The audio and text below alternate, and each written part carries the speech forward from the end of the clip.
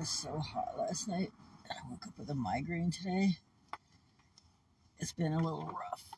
Oh, it's been a little rough. Oh, rough. Oh.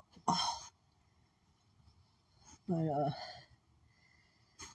there was one other ghost story I want to tell you for the psychic road trip. It didn't happen on this road trip, but it happened when I went up to Oregon last time. I was traveling on 101 through the redwoods, and it was kind of near the time when all the fires were happening. Well, they happen every year, but I was kind of driving through the tail end of them because they were clearing a bunch of the trees off, dead trees and burnt trees off the road. But yeah, 101 is way more kind of windy and goes through the mountains than I-5, so it took a while. And as I was driving through kind of the windiest part, right along, there's I can't remember, it's going up towards Six Rivers area, and there's really like this road, kind of like, and on this side of you is just straight down gorge into the river, and on this side is just a straight up mountain. And I'm just driving my truck along, ba-ba-da-ba-da-ba-da, and then all of a sudden I felt this cold wind come sweeping up the gorge, go through the windows of the truck, and everything went dark. Like, it just was darker all of a sudden, as if it just went dark. And I could hear all these men up on the mountain, like, screaming. And I thought it was something that was happening, with the clearing of the trees or something. I was like, oh shit, something's going on up there. I don't know what. And then just as quickly, the screaming stopped, and it was light again. And it left me with such a weird feeling that I got to the next town, some tiny town there, and I went to the library, parked near a library, which was closed, so I just kind of looked up some history on my phone about what had happened near, I think it was called Patrick Creek or something like that. I can't remember the name of it now, but turns out it was basically directly across the mountain from where the burnt ranch is. And the reason it's called Burnt Ranch is because it's probably another one of those gigantic sites of massacre, where mostly women and children, again, were gathering for a yearly celebration from a bunch of the local tribes were all gathering in one place. And they were, again, trapped, and then burnt to death. On purpose, a handful of white guys. And of course, then the tribe, the local tribal men kind of gathered together to try and defend themselves, and they were gunned down, right there. So I think I just drove through like an emotional time warp or something, because I could still feel it going on. And that's the part that always gets me about residual stuff, because it's hard enough to live through that kind of traumatic shit one time, but to be on repeat like that, like a broken record, like, to me, that would be hell. So the same thing with the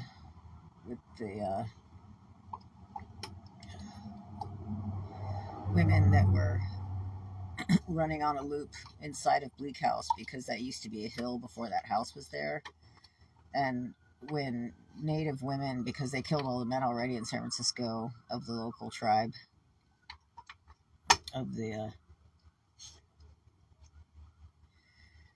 so they gathered all the women together that were left, and they kind of made them into basically slaves at the mission.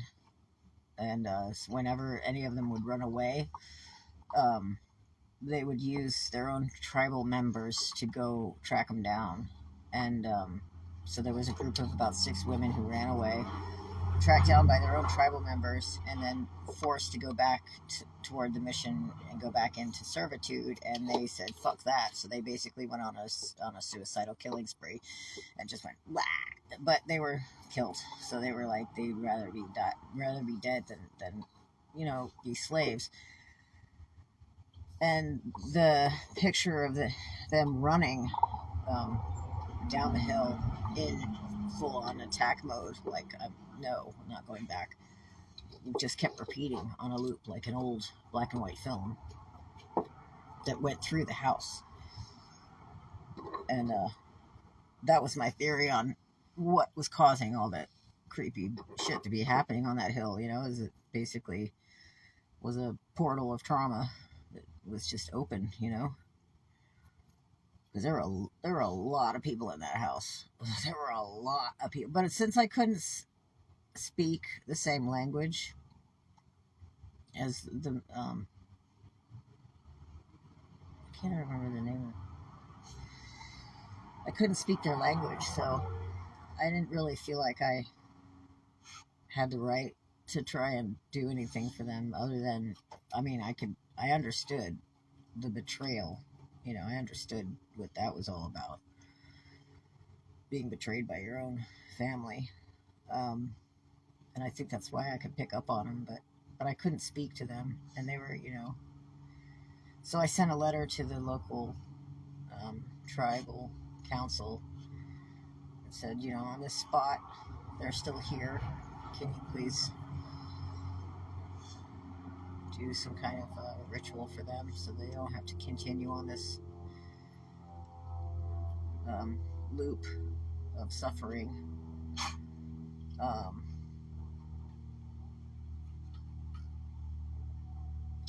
I think writing that letter was one of the first times I ever felt like the information I was receiving was actually of value to someone, and I wasn't just like some crazy weirdo girl. I felt like this information will be taken seriously by these people reading this letter, and it will be of value. And it was literally one of the first times I ever felt any kind of form of self-respect for the information I was receiving, because, I was trying to talk to people about the things I was going through back in Bleak House, and a lot of people were just like, and then walk away from me. They didn't want to hear it. I was kind of the pariah at that point, except for there were a couple people who also saw shit happening and recognized it, and could also, were also like a little bit more open in their pineal glands, weren't completely glazed over by dreams of rock stardom or dreams of I don't know, whatever people dream about getting out of life. So yeah, but yeah, the burnt ranch, that was another site of huge massacre that's still on a loop. Again, I'm not really sure what to do with that information other than send it to the tribe that is now survivors or their ancestors were there, or if anyone is surviving from those tribes. Because there were 50 million people in this country before we showed up. Well, before white people showed up. That's a lot of people. That's a very large genocide that no one ever wants to talk about.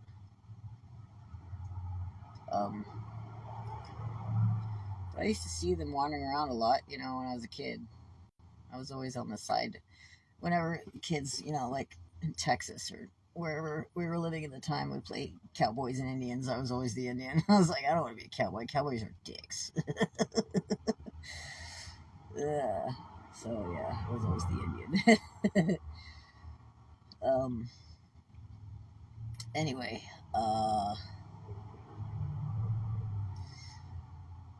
little bit more about the Massacre Flats thing happened when I was looking up the history of the what happened there in 1846. what kind of tied it together for me was when I could hear what sounded like the slaughtering of lambs across the field there. One of the witness testimonies of that massacre was stating that it was like leading lambs to a slaughter, and that's what kind of made me go, oh, it sounded like lambs, but it wasn't lambs. And that was the word that kind of tied it together. I was like, oh shit.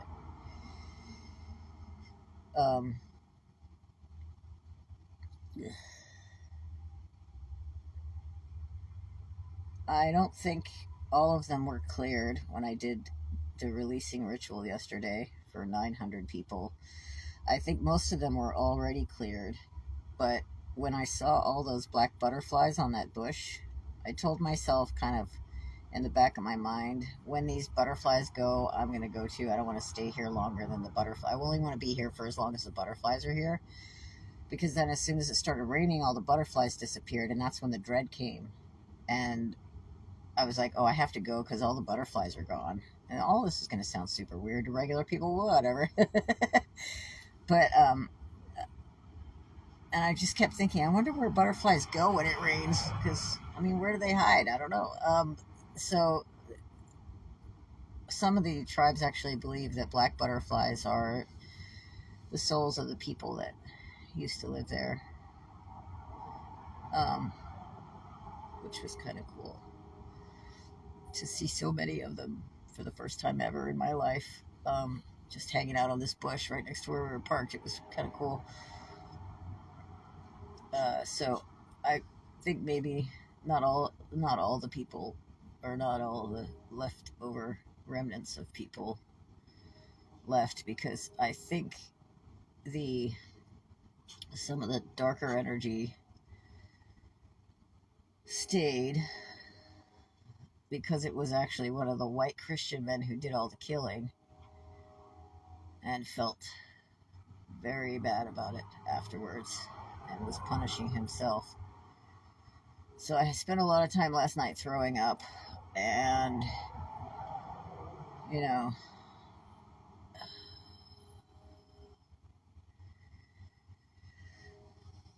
trying to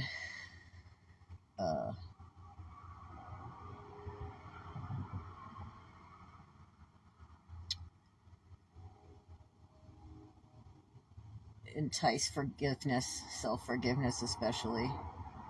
Because self-forgiveness is a lot harder than forgiving others. So, but it's a necessary part, because if you can't forgive yourself, you really can't forgive anyone else either.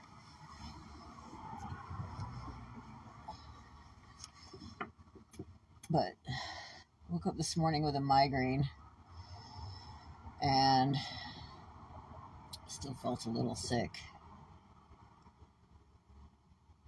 So I think as I'm talking about him, he's going. Because, I was feeling very anti-Christian male there for a while, and I think what you are anti is what you're actually attracting, and I think that's why, because he was hanging out with me, I felt so anti. But yeah, he's just a person too, with his own issues and faults, and we have to be unconditional about gun-toting white Christian men, just like we have to be unconditional about everyone, and it's difficult. It is difficult. It reminds me of the time I had to cross over a serial killer and his 21 victims.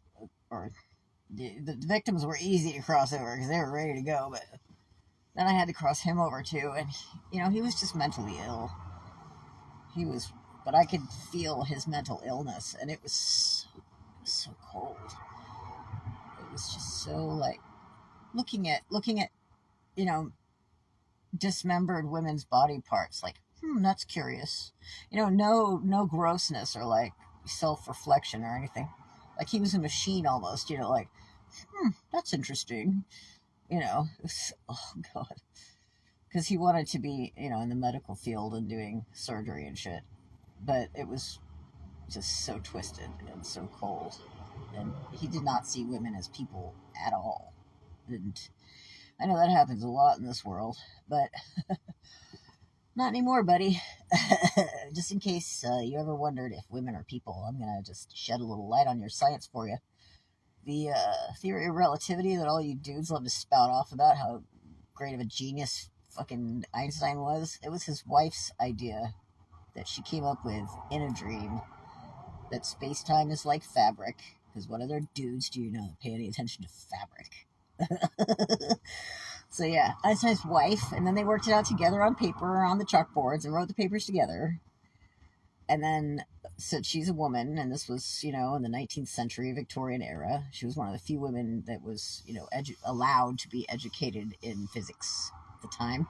And of course, she was whitewashed all of the papers and erased from having anything to do with coming up with a theory of relativity. But yeah, a woman had something to do with that, dudes. So science, you need to get on board with the fucking gender equality thing there, because it was her idea, and he came up with he only got to take credit for all of it, and then divorced her and left her penniless in a mental institution while he ran off with his 12-year-old niece or whatever. Pretty typical of Victorian era thinking. Let's all visualize a future where we have evolved past that kind of activity and behavior, where it isn't all about our dicks, where we can maybe rise above just whipping it out every 10 seconds. And accept that women are also human beings, full-on human beings, regardless of your full 100%. Full human being, capable of coming up with theories of relativity, with or without you. And then maybe we could move forward in life. That would be great. I would really be happy about that if we could come to a point where science, the world of science, could 100% accept the fact that a woman in her dreams came up with the idea of theory of relativity, and then we can move forward from there. And then maybe we're on the right path.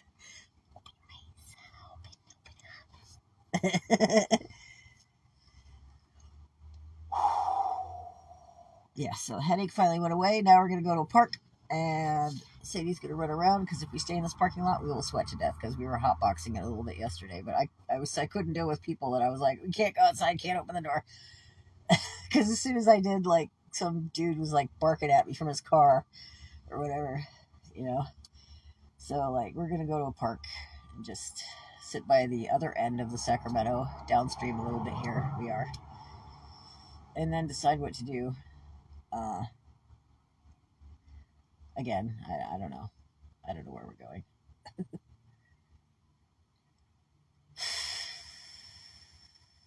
But that's okay. I'm alright with not knowing.